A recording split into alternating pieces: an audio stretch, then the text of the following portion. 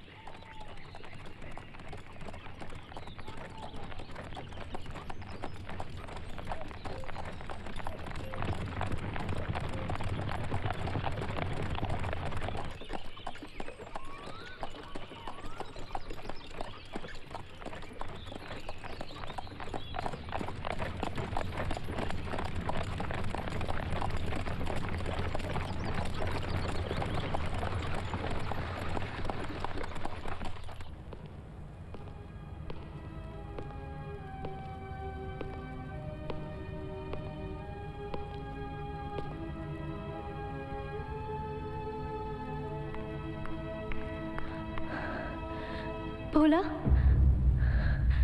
खबर अच्छी है या बुरी? मेम साहेब, खबर अच्छी भी है बुरी भी। साफ साफ बताओ भोला। अच्छी खबर यह है कि जयदेव बाबू जिंदा है और बुरी खबर यह कि मर मर के जिंदा है।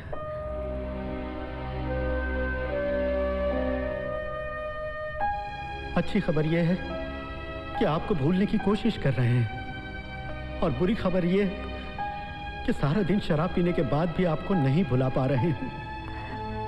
अच्छी खबर शायद यह भी है मेम साहब कि उनका दिमाग कहीं इस बात को मानता है कि अब आप इस दुनिया में नहीं हैं, और बुरी शायद ये कि उनका दिल उनके दिमाग की बात को समझ नहीं पा रहा है।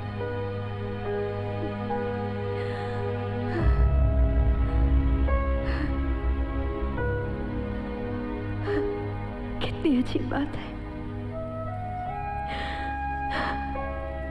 ना आज तक कभी मैंने उन्हें देखा है, ना उन्होंने मुझे। फिर भी कितना प्यार करते हैं वो मुझसे,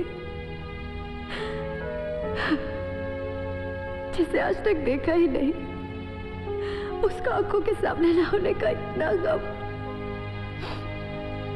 ये मैंने क्या कर दिया? आपने कुछ नहीं किया मेम साहिब, सब किया कराया मेरा था। अब और वक्त बर्बाद मत कीजिए, चले जाइए जयदेव बाबू के पास और उनकी ये गलतफहमी दूर कर दीजिए। वो भी देख लें कि उनकी स्मृति मरी नहीं बल्कि जिंदा है। कैसे जाऊं मैं भोला, जिस आत्मा ने मुझे यहाँ कैद करके रखा है वो मुझे कभी जाने नहीं देगी। उसका तरीका ढूंढ लाया हूं मेम साहब। वापस आते समय टेकरी वाले शनिदेव मंदिर गया था, वहां से ये आईना लेके आया हूं।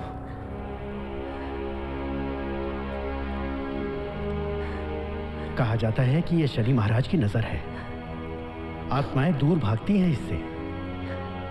आप इसे अपने पास रख लीजिए और तुरंत जयदेव बाबू के शहर की तरफ निकल जाइए। वो आत्मा आपका कुछ नहीं बिगाड़ पाएगी मेम साहब, कुछ नहीं बिगाड़ पाएगी।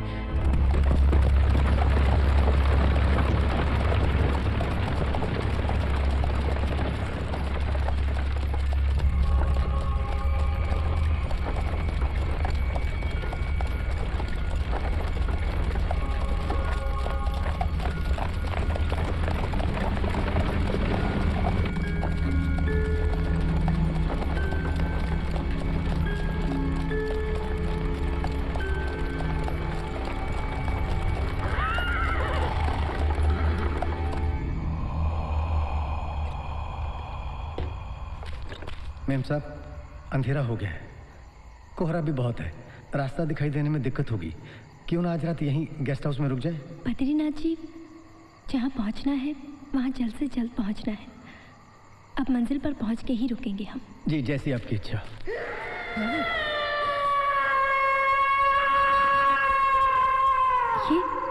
ये कैसी आवाज थी? आपने सुना? जी सुना। ऐसा लग रहा है कोई मुसीबत में है और मदद की जरूरत है उसे। जी अभी देखता हूँ।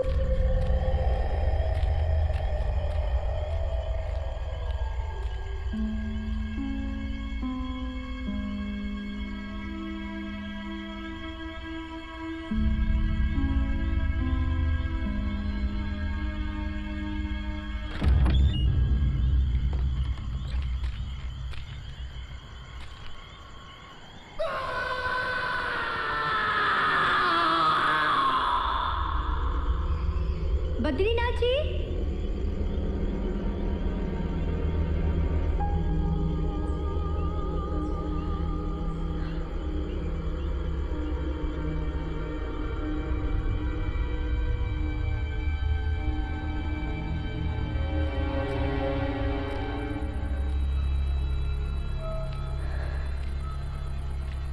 बद्रीनाथ जी,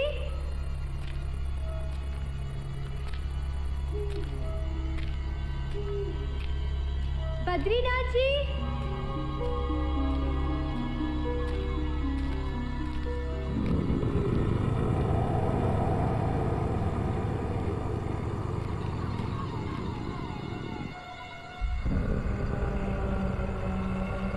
बद्रीनाथ जी,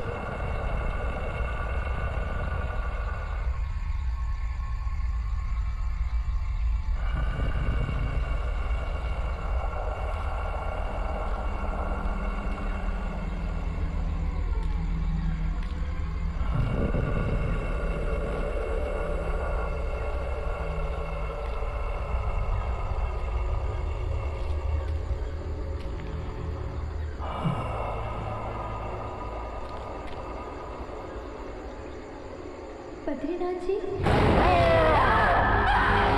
नहीं मिलने दूंगा तुम दोनों को।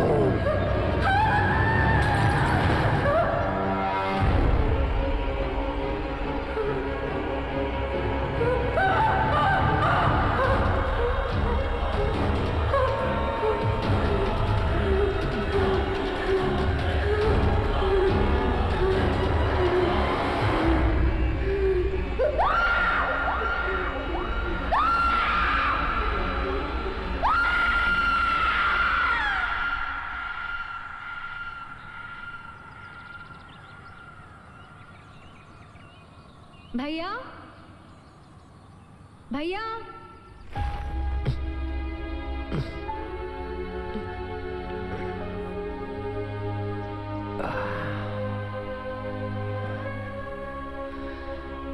फिर से पूरी रात पीते रहे आप? क्या हो गया है आपको भैया? बात क्या है? हाँ? करुणा, आज 25 अक्टूबर है। मैं उसे आज के दिन मिलने वाला था। जानती हूँ, लेकिन वो बात 2 साल पुरानी है भैया। स्मृति को मरे हुए 2 साल बीत चुके हैं। अरे जिस लड़की को आपने कभी देखा ही नहीं, उसके लिए अपनी पूरी जिंदगी तबाह करने पर क्यों तुले हुए हैं आप? जो बीत गया वो गुजर गया। नहीं करुणा, सब कुछ वहीं ठहरा हुआ है। तुम्हें क्या लगता है कि ईश्वर हमसे हमारा सब कुछ छीन कर भी हमें जीने की चुनौती क्यों देता है? क्यों? ऐसा क्या छीना है उसने आपसे भैया? सब कुछ तो है आपके पास। जयदेव वर्मा है आप, इस देश के सबसे काबिल, सबसे मशहूर शायर हैं आप। और क्या चाहिए आपको? जिंदा रहने की वजह सब कुछ है मेरे पास। सांस लेने के लिए, जिंदगी गुजारने के लिए, पर जिंदगी जीने के लिए कुछ भी नहीं।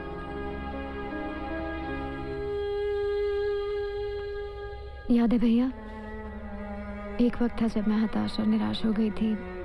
आपने मुझसे क्या कहा था? जिंदगी में चाहे कुछ भी हो जाए, जीने के लिए हमेशा कहीं ना कहीं कोई ना कोई वजह ज़रूर होती है, क्योंकि अगर ऐसा ना हो तो वो हमें अपने पास बुला लेता है।